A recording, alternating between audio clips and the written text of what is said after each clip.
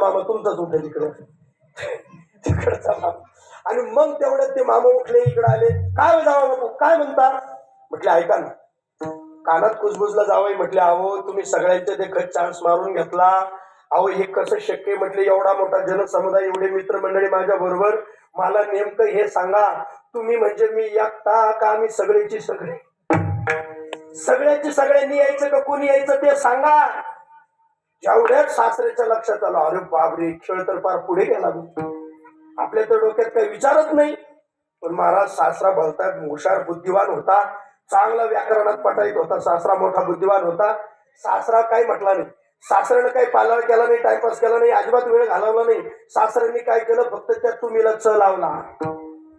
लागला का सगळ्यांकडं? लक्षात आलं का तुमच्या? त्यात तुम्ही लक्ष लावला. तुम्ही म्हणाल काय झालं एवढं विशेष? अहो काय झालं म्हणजे अगोदर त्यात तुम्ही सगळेचे सगळे आले, तुम्ही म्हटल्यानंतर फक्त एकटे जावई बापूच आले. एकट्या तुम्हीच म्हणले. मग तुम्ही म्हणा अहो 49 जणांना गचंडी बसली ना राव. कारण अगोदरच्या तुम्ही म्हणजे सासऱ्याचे सगळे, त्या जावयाचे सगळे मित्र सगळे आले, तुम्हीच म्हटल्यावर बाकीचे सगळे डिलीट झाले. त्या चकाराने फक्त एकटे जावई बापू आले.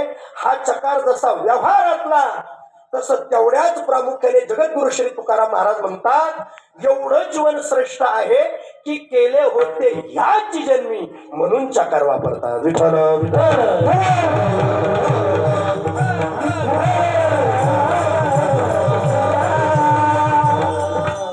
म्हणून महाराज या सगळ्या भावनेचा विचार करत असताना मग हे सगळं झालं.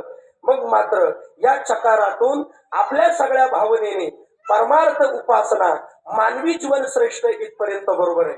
पण या श्रेष्ठ जीवनाचा अंतरंग काय आहे, या भूमिकेतला भाव काय आहे, मग तो पुरुषार्थ प्राप्त करता येतो ना.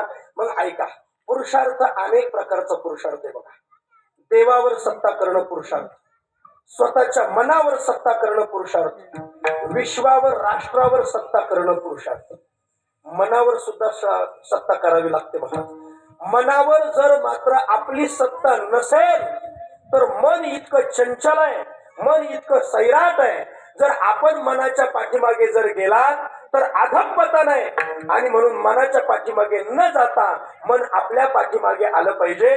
मनाच्या पाठीमागे जाल तर मुकल्याशिवाय राहत नाही. मनोमार्ग गेला तो तिथीची मुकला, हरिपाठी स्थिरवला तोची धन्य.